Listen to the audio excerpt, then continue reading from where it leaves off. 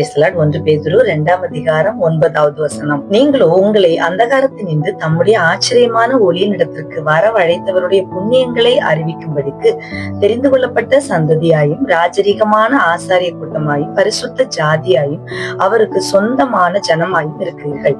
எங்கு ஆண்டவர் நாம் ஏற்கனவே இருந்த நிலைமை, இப்பொழுது ஆண்டவர் நம்மை எப்படி வைத்திருக்கிறார், இனி நம்முடைய வேலை என்ன என்கிற 3 காரியங்கள் இந்த ஒரே வசனத்துல வருவதை பார்க்க முடியும்.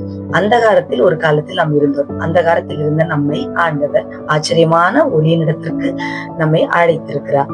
இன்றைக்கு அவர் நம்மை அவரது புண்ணியங்களை அறிவிக்கும் ஒரு நிலைக்கு நேராய் நம்மை வைத்திருக்கிறார். நாம் தெரிந்து கொள்ளப்பட்டவர்கள், அவருடைய ஆசாரியர்கள், அதே போல பரிசுத்த ஜாதி, அவரது சொந்த ஜனம் என்கிற ஒரு நிலையில் இன்றைக்கு நாம் வைக்கப்பட்டிருக்கிறோம்.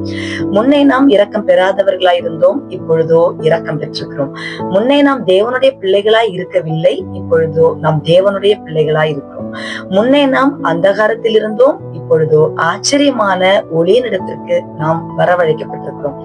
இன்னைக்கு அநேக சூழ்நிலையிலே சில மனிதர்களிடத்தில் சில காரியத்தை நம்ம எதிர்பார்க்கிறோம்.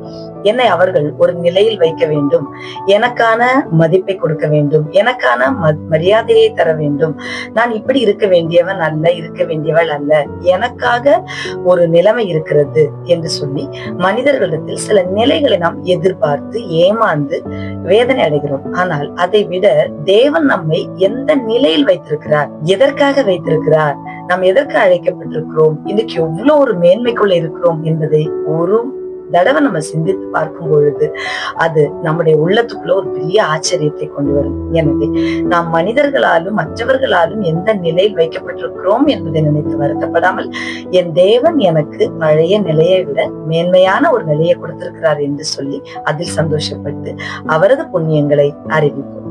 God bless you.